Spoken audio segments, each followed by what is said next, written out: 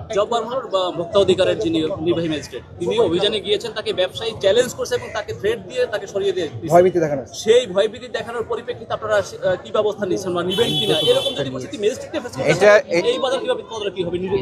মামলা রুজু করা হয়েছে, আইনগত ব্যবস্থা নেওয়া হয়েছে এবং আইন তার নিজস্ব গতিতে চলবে ইনশাআল্লাহ। সেই 120 টাকা থেকে আজকে লেবুর দাম তার ভ্যারাইটি অনুযায়ী 50 থেকে 60-70 টাকায় চলে এসেছে। আমরা তো আপনাদের সামনেই বাজার দেখলাম।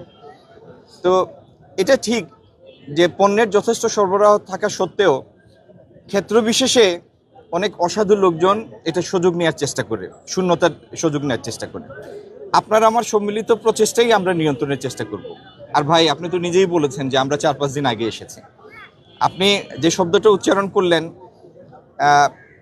বাজার যেন কোনো নির্দিষ্ট কয়েক ব্যক্তির হাতে নিয়ন্ত্রিত না হয়, এই দিকে আমাদের দৃষ্টি আছে, কিন্তু কার্যকর পদক্ষেপ নিয়ে আপনাকে গুণগত পরিবর্তন দেখানোর জন্য একটু সময় লাগবে এবং আশা করি সেই সময়টা আপনি মঞ্জুর করবেন। আর আরেকটা বিষয় হচ্ছে, বাণিজ্য মন্ত্রণালয়ের কর্মী হিসাবে আমাদের কাজ হচ্ছে আমদানি পণ্যের বাজারটাকে স্থিতিশীল রাখা।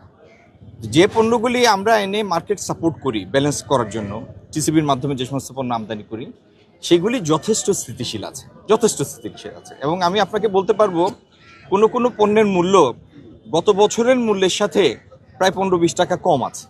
এটি তো আমার মুখের কথা না, স্ট্যাটিস্টিক্স স্পিক্স ফর ইটসেলফ। তো আমরা আপনার আমার সবার সহযোগিতায় ইনশাআল্লাহ আমাদের অভিষ্ট লক্ষ্যটি আমরা অর্জন করব। জব্বার বা ভোক্তা অধিকারের যিনি নির্বাহী ম্যাজিস্ট্রেট তিনি অভিযানে গিয়েছেন, তাকে ব্যবসায়ী চ্যালেঞ্জ করছে এবং তাকে থ্রেট দিয়ে তাকে সরিয়ে দিয়ে ভয়ভীতি দেখানো হচ্ছে। সেই ভয়ভীতি দেখানোর পরিপ্রেক্ষিতে আপনারা কি ব্যবস্থা নিচ্ছেন বা নিবেন কিনা, এরকম যদি পরিস্থিতি ম্যাজিস্ট্রেটকে ফেস করতে হয়, এই বাজার কিভাবে তদারকি হবে?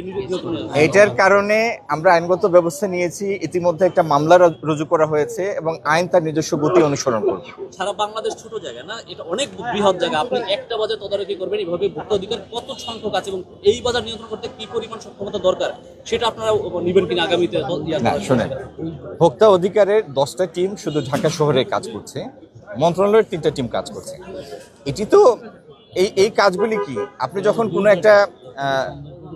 যখন কোনো একটা সিলেক্ট করেন বা স্যাম্পল ড্র করেন, সেটা র্যান্ডম বেসিসে করেন। এখন ঢাকা শহরের প্রত্যেকটা বাজার বা প্রত্যেকটা দোকানে সরকারের লোক একসাথে যেতে পারবে না, এটা সম্ভব না, বাস্তব না। এবং বাজার মনিটরিংয়ের উদ্দেশ্যটা হচ্ছে এই তথ্য বা এই অনুভূতি বা এই চেতনার যেন সাধারণ বিক্রেতাদের মধ্যে কাজ করে।